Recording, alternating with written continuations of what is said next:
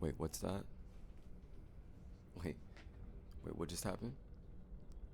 You just didn't do the shit you said you were gonna do? You just fucked up again? Don't worry, everybody's new here. This is the first time you've all met each other. It's the first time I'm meeting you. Give me a second. Let me grab a water bottle.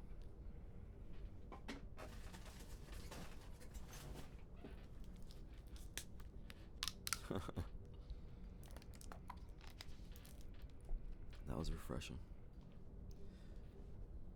That was refreshing. Welcome. You've entered level 1000, and you know why you're here. You're here because certain shit just doesn't make sense anymore. And for a long time, you remembered being different. You remember being more productive. You remember being a better you. I'll give you an example. Everybody loves a personal anecdote. When I was in second grade, this is such like a, you'll see what I'm saying. But when I was in second grade, we had AR reading, and I think it stand for, did it stand for accelerated reading? I don't know. I don't know if it did or not. But each book would have like a sticker on it that would tell you based on the color what level everything meant. So, for example, you would get tested based on the books you were reading. And I really don't remember how they knew we were reading these books, but maybe it was as simple as like comprehension test from the book based on what you were reading. I don't know what they did, but I was tested at an 11th grade level in second grade. And I remember my teacher telling me like this is like monumental. You know what I'm saying? But again, I'm not trying to bring outside forces into it, but I'm a young black kid going to, I don't want to say like a poverty school, public school of course, but not like, the median income was pretty low. And I feel like it was probably just really good to hear that one of their students was excelling, especially on that level. So anyways, what that meant to me was like, oh, I'm a genius. But not on some like take it to the head. It was just like, okay, well, I didn't even try. I'm not really trying. I'm just reading books. What I really liked back then, one of my favorite book series was A Series of Unfortunate Events by Lemony Snicket.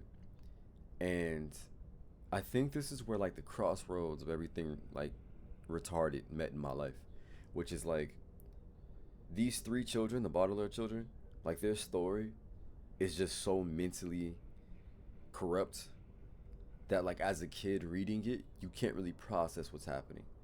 Like they're not just being abused by Count Olaf. Like he's trying, he's damn near a pedophile for real. You know what I mean? Like his goal is to marry Violet to take the fortune, but he's also pursuing Violet in a way, if that makes sense. I'm not trying to make this weird, but as a kid, you never would pick up on this. Now that you're older, you can look back on certain things and be like, oh, that's what that theme of this and this was happening. Like, that's why this seemed weird with this. And Klaus is like 12, and Sonny's an actual baby, and they're literally raising themselves in a system that should be taken care of. You would think they'd have like the whole book is like them having connection after connection after connection based off their parents, but each one of these connections are just fucking fraudulent. Outside of like Monty and their aunt, honestly, like there was no real help. Anyways, we're not gonna talk about serious unfortunate events right now. What it means though, the fact that we're here and you saw this video or you saw the title of the video, is that we haven't really been ourselves for a long time. And there's probably a ton of reasons for that, but the reasons really don't matter anymore because it's the truth. The truth is like right in front of us. You're not completely broken. You're not like in a point of no return, because I guarantee you you're still working in some way. Some of us have jobs. Some of us have responsibilities that feel like jobs. You're still you. You're just, you lost yourself along the way. So I would love to make the video's theme be like an overarching answer into the video message, round of applause, crowd goes wild, the 5, the 10, touchdown, 10, the 5, touchdown.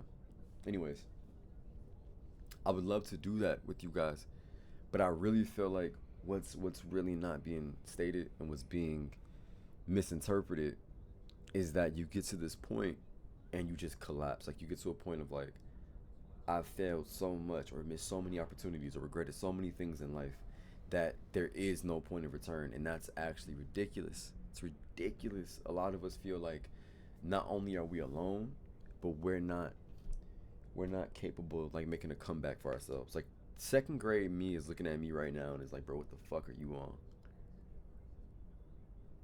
I still have like the same eagerness to learn. I just don't have the patience, nor do I have the skill to really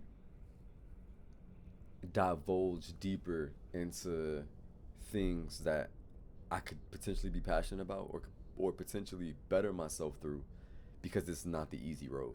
Like even sitting down and reading a book, right? I read my Bible pretty often.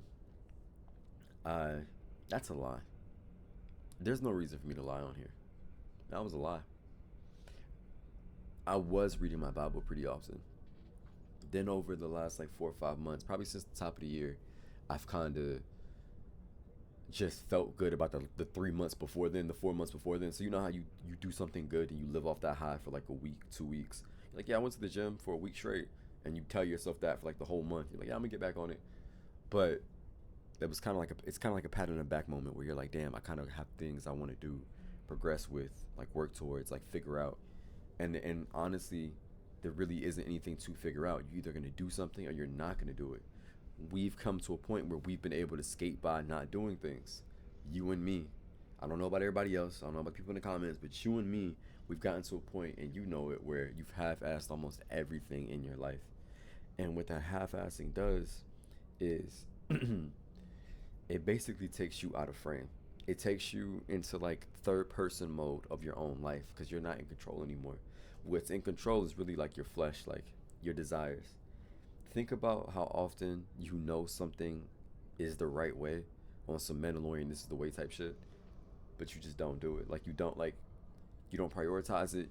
You don't make it a statement to end, start, begin, finish, sometime in the middle, put in your week this goal, like this achievement, because that would do too much for you. It would send you spiraling down the next step and the next step and the next step. And people honestly are afraid of progress. In general, just afraid of progress. And I think that most of us have the tools, especially our generation. Like if you're under 27 right now,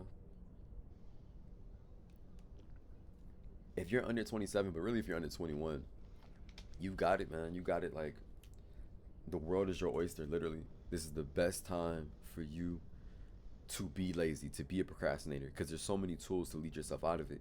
There's so many avenues to like create something for yourself. There's so many ways to navigate. And a lot of us are choosing to just be passive. Stop being so passive. Take control of certain things. I don't want to get too specific because I feel like if we can be honest with ourselves, every video doesn't need to solve you. I mean, of course, in a perfect world, we would love for like every answer to be in the first thing that we grasp at, the first thing, you know what I'm saying, that's there. But even not to get biblical, but when for those of you who have read any of the apocrypha, or maybe it's literally the apocrypha books are in your religious text to begin with, like if you're Ethiopian Orthodox or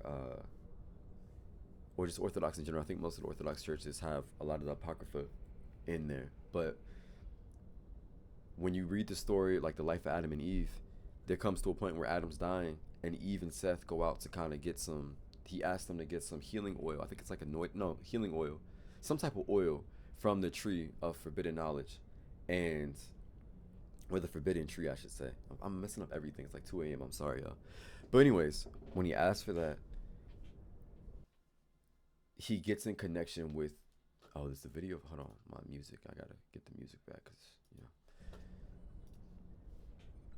he gets in connection with God basically, and God hears his request, and Seth and Eve are requesting it on Adam's behalf. They're like, hey, Seth is Adam's third child, Adam and Eve's third child, because after Cain and Abel, you know, they have more children, even though it's not 100%, I guess, like detailed in the Bible. Maybe it is. I'm not exactly sure, but they have other children, and those children end up asking on his behalf. One of the children end up asking on his behalf, like for like healing oil for him, so he can ease the pain like of him dying or whatever.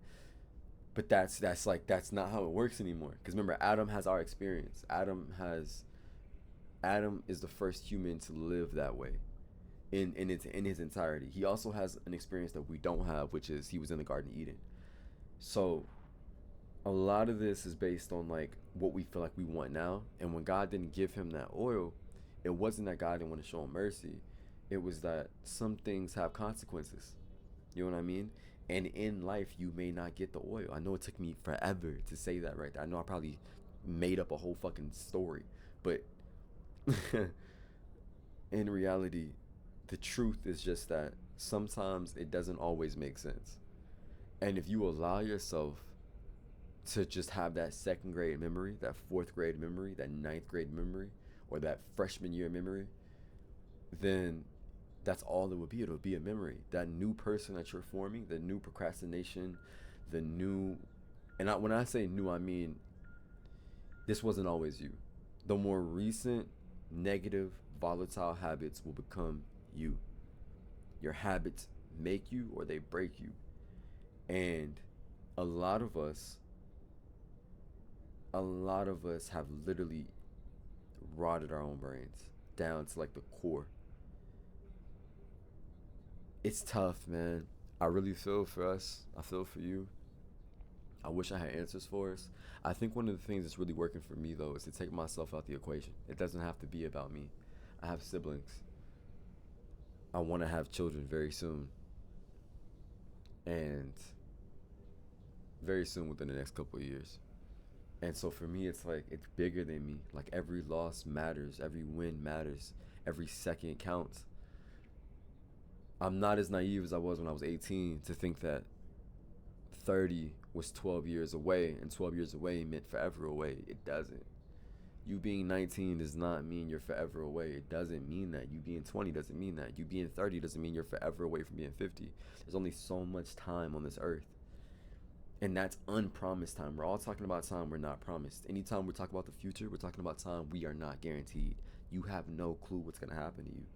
So it's like you can very much take each day for what it is and just go along with the motion of it, or you can do your best to set in stone things that need to take place. And that as long as you're breathing, as long as there's blood pumping through your chest and your lungs and your heart, everything should and will go a certain way. It might not always hit every checkpoint along the way, but you kind of need to get yourself a mental to-do list of small victories.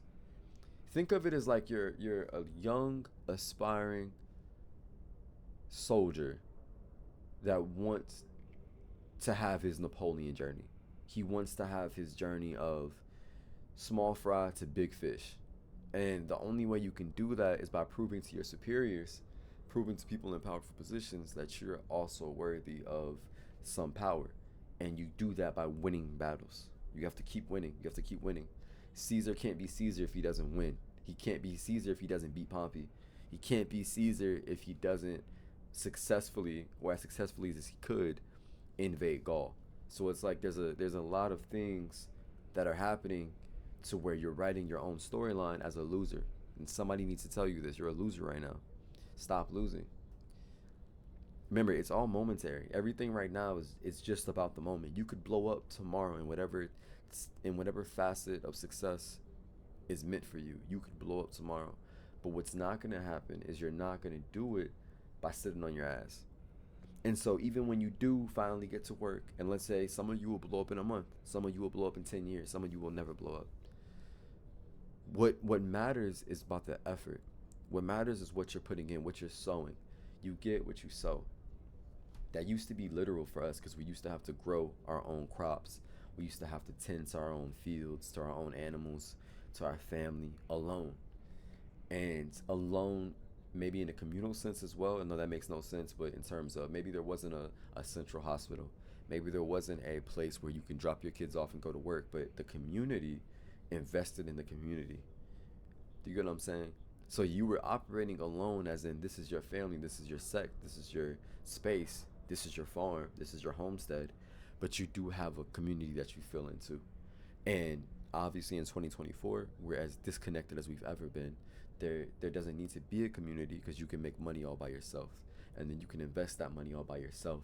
And you can order food all by yourself. And you can feed yourself. And you can please yourself. It wasn't always this accessible. The world wasn't this accessible for that long. This is very, very, very, very, very short time period we've had this much power. And a lot of us want to put ourselves in romanticized lives that we don't live. You live in a very powerful position. You're choosing to be weak.